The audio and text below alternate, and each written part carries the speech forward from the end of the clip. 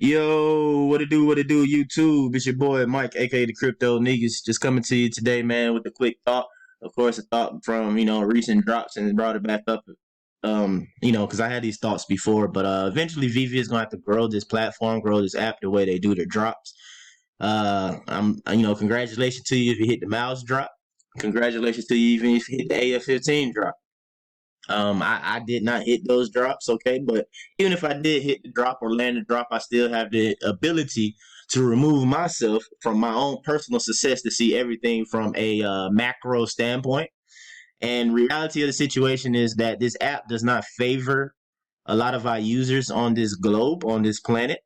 And it's funny because our owners are from the New Zealand area, but Australia or our Aussie counterparts, our Aussie users, constantly complain about the drops. Number one, I believe their drops is probably around 2 a.m., 3 a.m., or 4 a.m. in the morning or something like that. So that's an inconvenience right there. People have to be up in the middle of the night to even try and go for a drop. And you understand how the market happens immediately after drop, especially during a bull run, how you want to kind of play the market and stuff like that. And action's going on for at least an hour or two after the drop. So now people having to be up until, certain. I mean, yes, they choose to do that, but it's an inconvenience. Okay. And to me, it's inconsiderate. I have no problem. My drops being the East Coast of the United States in Atlanta, Georgia, my drops are 11 a.m. normally. I have no problem it being mixed up from time to time, and I'm the one who have to wake up at 2 a.m. and set my alarm and try and go for a drop. I have no problem with doing that from time to time.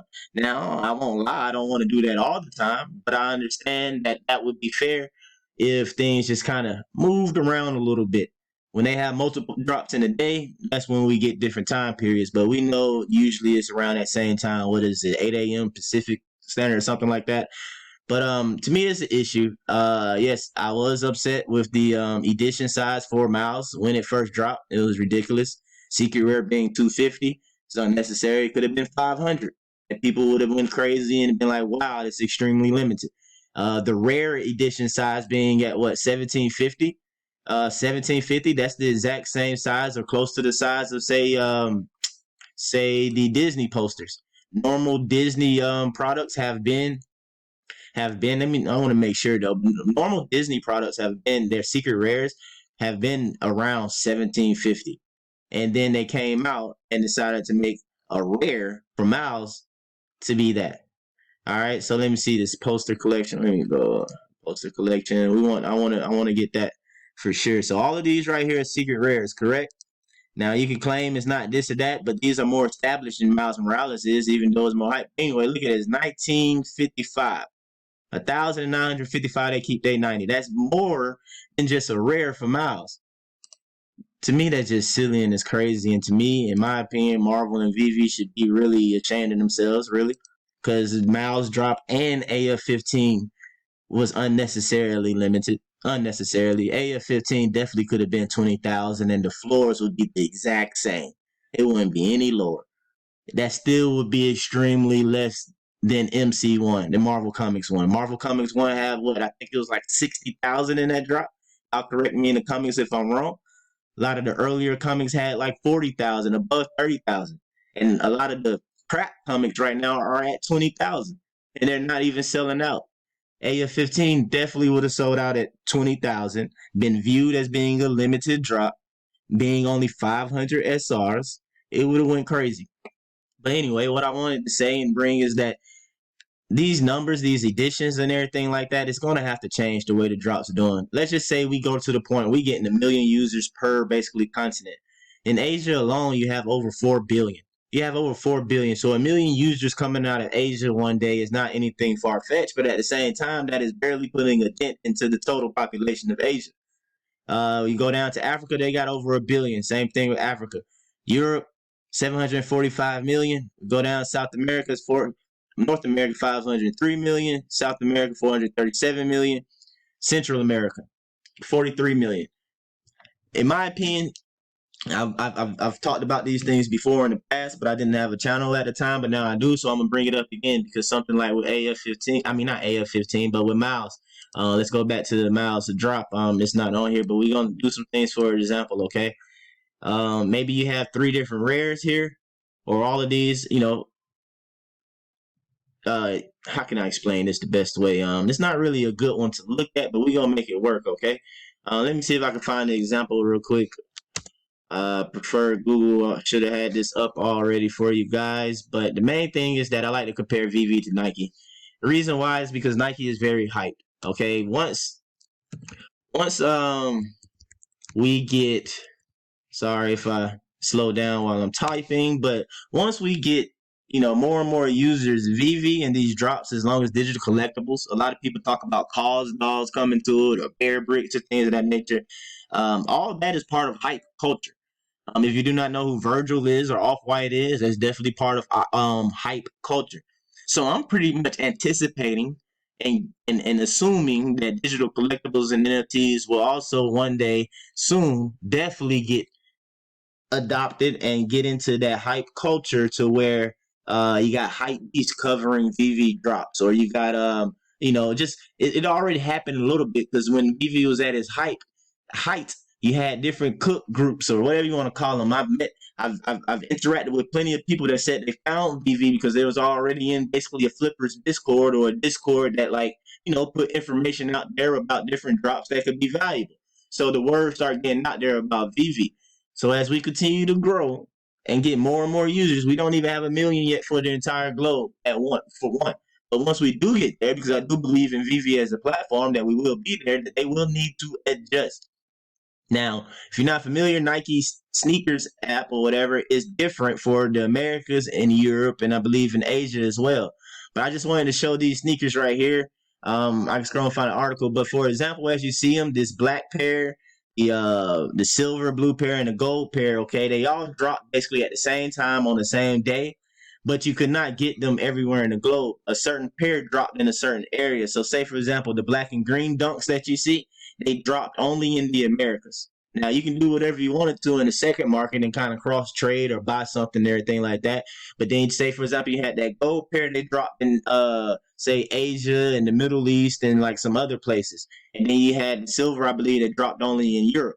Okay. So to bring that home to Veve, I believe that eventually they're going to need to do that, okay? That they're going to need to eventually make this platform basically geo based. You're going to have certain drops that appear basically for Asia and at certain times that's friendly to the Asian community or that part of the globe. And then you're going to have things that's for the United States and for North America and South America and things of that nature and for Europe. Now you can still have them all get in a sense the same drop, but it can be different things. So say for example it's all rares, right? You say, oh man, it's just different poses, but that's how in a sense you do different things and you allow people to kind of do their trading and their selling in the aftermarket, because if they wanted a certain one then they can get it. Like, I mean, they did a good job right here though. Take away the animation because that would make it unfair if one area got an animation drop. That would just be unfair. Or you have to make them all animated. Like, say, for example, this one was animated and say it dropped in the Americas. North America and South America got Miles with the hoodie, but it's animated. And Miles don't have his hoodie on. And what he does is that he put it on and he throw his hood on or something like that. And then all of a sudden he kind of jumps off and jump away. That's animation. Then you got this, and that drops in the Americas. Then you got this one that drops in, say, Europe, and is Miles. And before he jumps up or whatever, he shoots his web out, and then he swing, and you kind of do a couple swing actions. That's an animation that dropped only in Europe, okay? And they was able to go get it. And those who didn't get it, they didn't get it. And those who get it, they get it. But people in America could not go for it, and vice versa.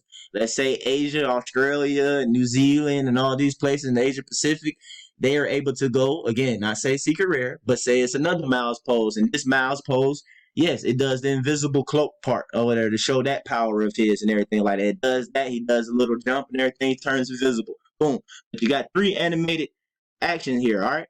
And then on top of that, yeah, it can still be limited, but I'm just telling you, it's still going to be limited within those globes. So then you have the market that we have, and that's where everybody in the world are able to interact with one another, trade, make sales, and now still give value, because literally, like I said, you weren't able to even go for certain things because it was only available in a certain area.